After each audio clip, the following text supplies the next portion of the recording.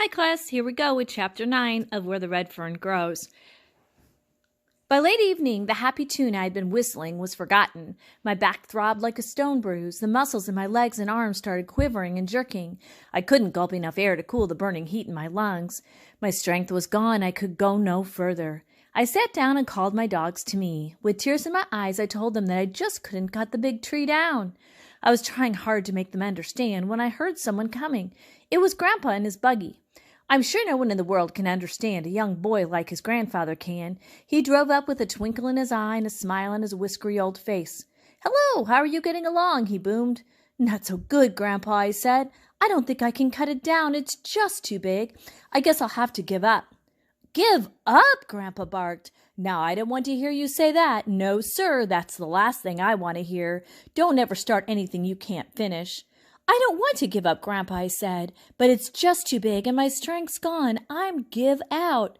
"Course you are," he said. "You've been going at it wrong. To do work like that, a fellow needs plenty of rest and food in his stomach." "How am I going to get that, Grandpa?" I asked. "I can't leave the tree. If I do, the coon will get away." "No, he won't," Grandpa said. "That's what I came down here for. I'll show you how to keep that coon in the tree."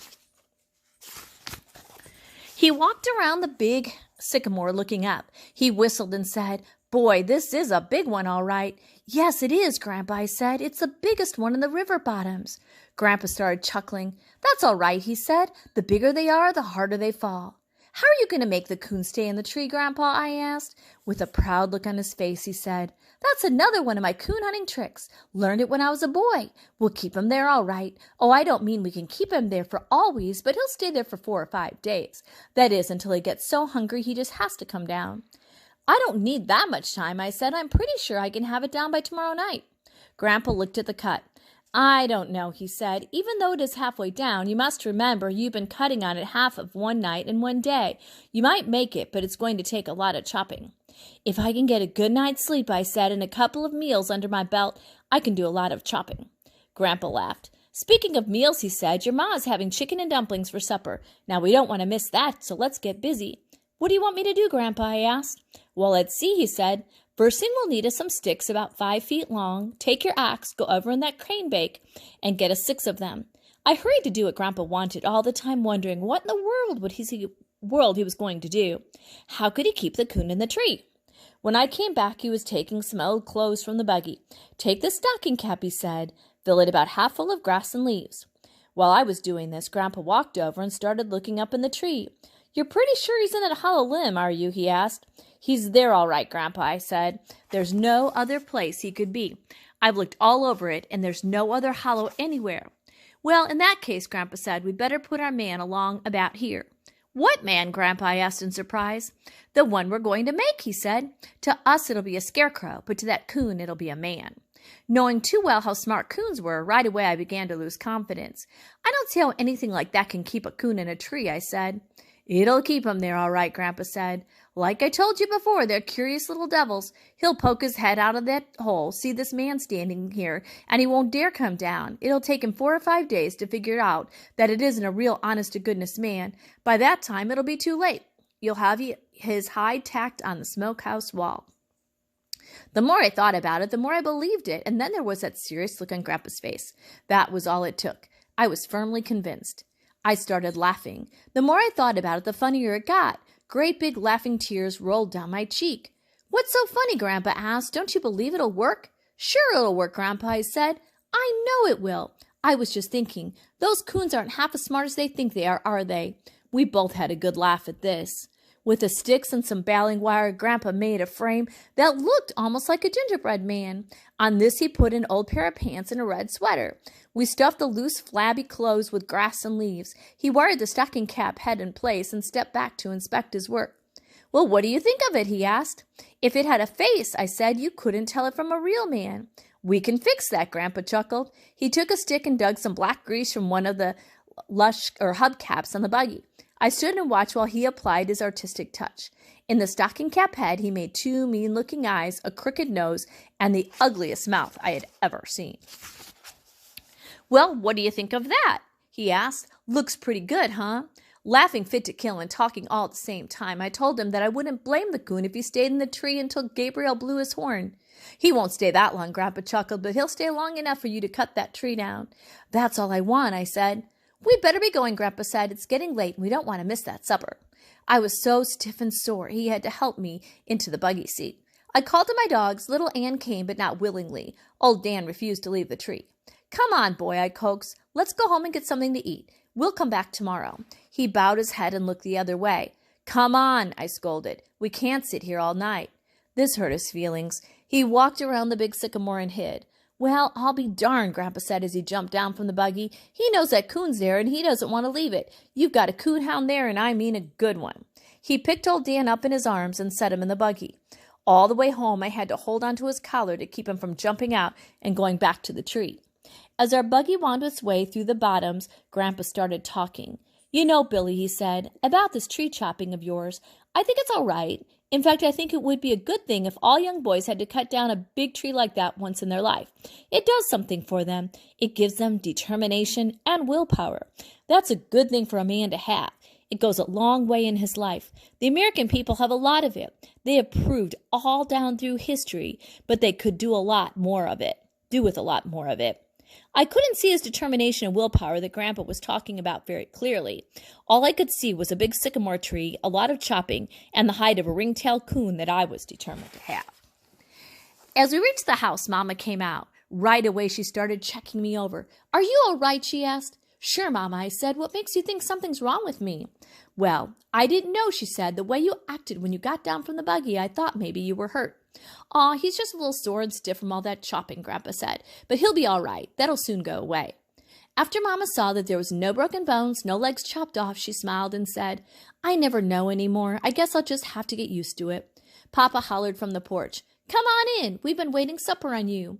We're having chicken and dumplings, Mama beamed, and I cooked them especially for you. During the meal, I told Grandpa I didn't think that the coon in the big tree was the same one my dogs had been trailing at first. What makes you think that? He asked. I told how the coon had fooled us and how little Ann had seen or heard this other coon. I figured he had just walked up on my dogs before he realized it.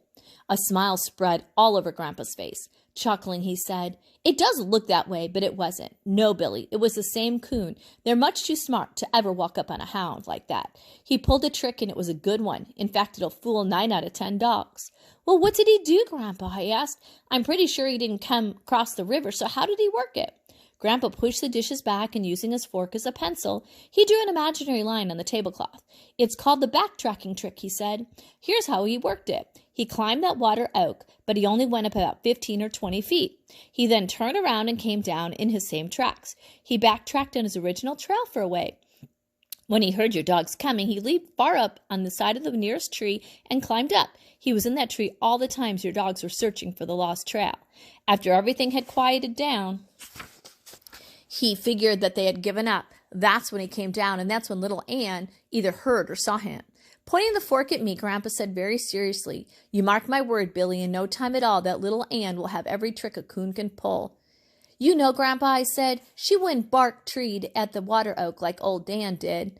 Course she wouldn't, he said. She knew he wasn't there. Why, I never heard of such a thing, Mama said. I'd no idea coons were that smart. Why, for all anyone knows, he may not be in the big tree at all. Maybe he pulled another trick. It'd be a shame if Billy cut it down and found there was no coon in it. Oh, he's there, Mama, I hastily replied. I know he is. They were right on his tail when he went up. Besides, little Ann was bawling her head off when I came to them. Of course he's there, Grandpa said. They were crowding him too closely. He didn't have time to pull another trick. Grandpa left soon after supper, saying to me, I'll be back down in a few days, and I want to see that coon hide. I thanked him for helping me and walked out to the buggy with him. Oh, I almost forgot, he said. I heard there was a fad back in the New England states. Seems like everyone is going crazy over coonskin coats. Now, if this is true, I look for the price of coon hides to take a jump. I was happy to hear this and told my father what Grandpa had said. Papa laughed and said, Well, if you can keep the coons out of those big sycamores, you might make a little money. Before I went to bed, Mama made me take a hot bath. Then she rubbed me all over some liniment that burned like fire and smelled like a civet cat. It seemed like I had barely closed my eyes when Mama woke me up. Breakfast is about ready, Billy, she said. I was so stiff and sore, I had trouble putting my clothes on. Mama helped me. Maybe you'd better let that coon go, she said. I don't think he's worth all of this. I can't do that, Mama. I've gotten too far now, I said. Papa came in from the barn. What's the matter, he asked. You little stiff? A little stiff, Mama exclaimed. Why, he could barely put his clothes on. Ah, he'll be all right, Papa said. If I know anything about swinging an axe, it won't be long before he's as limber as a rag. Mama just shook her head and started putting our breakfast on the table. While we were eating, Papa said, "You know, I woke up several times last night, and each time I was sure I heard a hound bawling. It sounded like old Dan. I quit the table on the run and headed for my doghouse. I didn't have to go all the way. Little Ann met me on the porch. I asked her where old Dan was and called his name. He was nowhere around. Little Ann started acting strangely. She whined and stared toward the river bottoms. She ran out to the gate, came back, and reared up on me. Mama and Papa came out on the porch. "He's not here," I said. "I think he has gone back to the tree." "I don't think he'd do that, would he?" Mama said. "Maybe he's around someplace. Have you looked in the doghouse?" I ran and looked. He wasn't there. "Everybody be quiet and listen," I said. I walked out beyond the gate a little ways and whooped as loud as I could. My voice rang like a bell on the still frosty morning. Before the echo had died away in the deep "oh" of old Dan rolled out of the river bottoms. "He's there," I said. "He wanted to make sure the coon stayed in the tree. You see, Mama, why I have to get that coon? I can't let him down." "Why, never in all my life," she said. "I had no idea a dog loved to hunt that much." "Yes, Billy, I can see now, and I want you to get him. I don't care if you have to cut down every tree in those bottoms. I want you to get that coon for those dogs." "I'm going to get him, Mama," I said, "and I'm going to get him today if I possibly can." Papa laughed and said, "Looks like there wasn't any use in building that scarecrow. All you had to do was tell old Dan to stay and watch the tree." I left the house in a run. Now and then I would stop and whoop. Each time I was answered by the deep voice of old Dan. Little Ann ran ahead of me. By the time I reached the big tree, their voices were making the bottoms ring. When I came tearing out of the underbrush, old Dan threw a fit. He tried to climb the sycamore. He would back off, then, bawling and running as fast as he could, he would claw his way far up on its side. Little Ann, not to be outdone, reared up and placed her small front paws on the smooth white bark. She told the ringtail coon that she knew he was there. After they had quieted down, I called old Dan to me. "I am proud of you, boy," I said. "Takes a good dog to stay with the tree all night, but there wasn't any need in you coming back. The coon wouldn't have gotten away. That's why we built the scarecrow." Little Ann came over and started rolling in the leaves. The way I was feeling toward her, I couldn't even smile at her playful mood. "Of course you feel good," I said in an irritated voice, "and it's no wonder you had a good night's sleep in a nice warm doghouse. But old Dan didn't. He was down here in the cold all by himself watching the tree. The way you're acting, I don't believe you care if the coon gets away or not." I would have said more, but just then I noticed something.